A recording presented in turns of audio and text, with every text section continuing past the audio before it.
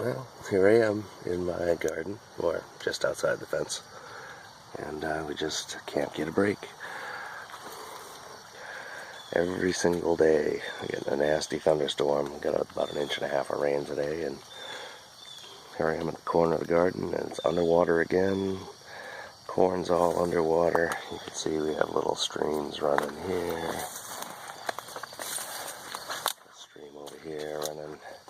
Well, at least the radishes look alright, but we got a stream running down the middle over here. This is just way more rain than we ever get. I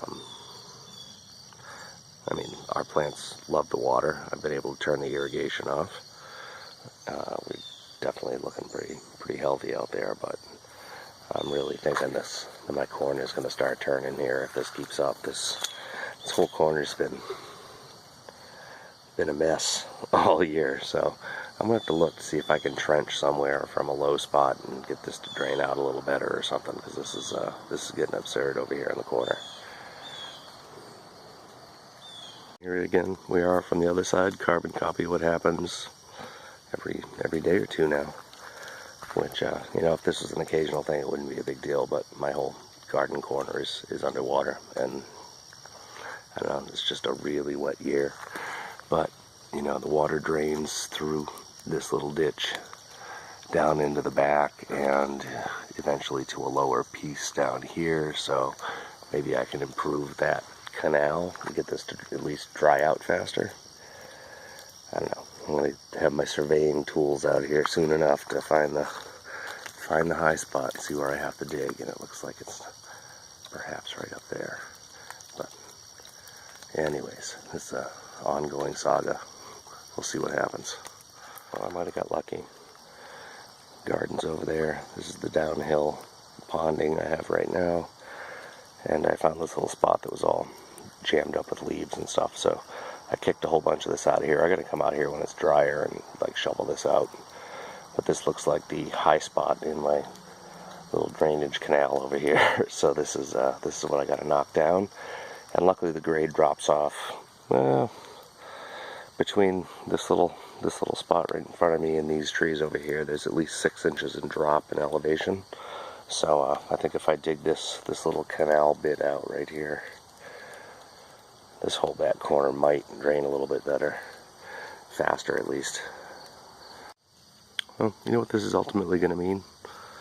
I've been thinking about it. I mean, I'm just going to keep adding soil to the garden, and I'm going to raise the garden up, and it's going to rise up above this path here. This piece seems to dry within about 3 hours of puddling like this, or maybe 6 hours. But I think I could allow my little tractor path here to fill up with water as long as the garden's staying dry. So I think that's going to be the ultimate solution, is either through compost and my own means, or by buying a dump truck full of garden loam. I think I'm just going to raise this corner of the bed up. I don't know, it looks like 6 inches or so will do it. But I think next year is going to be the determining factor. This year is weird. So I'm going to watch this over next year, which will hopefully be a more standard summer. And we'll see how the water works out in here before I get too crazy buying more dirt. I'm analyzing all things wet. I have a pretty good puddle outside the gate here, and it does go inside and run across underneath this ginormous butternut, and it's actually what's draining down eventually through the corn and outwards into the back corner. So here's another point that's going to need some attention. I'm going to need to raise up this section of bed so that, again, the water will pool outside the fence.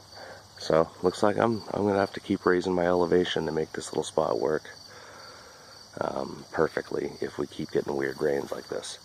But again, this is the first time this has happened. We had half this garden last year, and we really didn't get this much pooling. I really think it's this summer's strange daily rains, like we're in the tropics or something, that's really causing this to happen. But something I got to keep my eye on and modify as we go. But yeah, I think that's the immediate thing I would do, is add some soil in the garden to raise it up higher than the path, and I'll just let the path flood, because, you know, if I get muddy boots walking into the garden, I can deal with it, as long as the roots in my little plants aren't rotting out. One of the things I'm looking at is this giant, you know, valley. I have a road up here, and it drains down, basically down this section here through these brush piles, and then straight into the side of the garden. So it's going to make sense for me to probably put in a swale of some sort 20, 30 feet before the garden and start directing this water off into the woods. So it's something I'll have to work into my plans here as I move forward and clear this stuff. Like I said, also, this is an unusual year, so hopefully this isn't going to continue to pose to be a huge problem, but just something to consider. You know, you pick a spot in your yard and start digging, and, you know, you're going to find out that, oh, that's where all the Japanese beetles live in the yard, or, you know, some sort of wonderful little thing. And this is, when we get unusually wet years, the corner of our garden's underwater. But we'll show some close-ups and some other things I'm going to do locally down in the, you know, down at the garden itself to try and remedy this.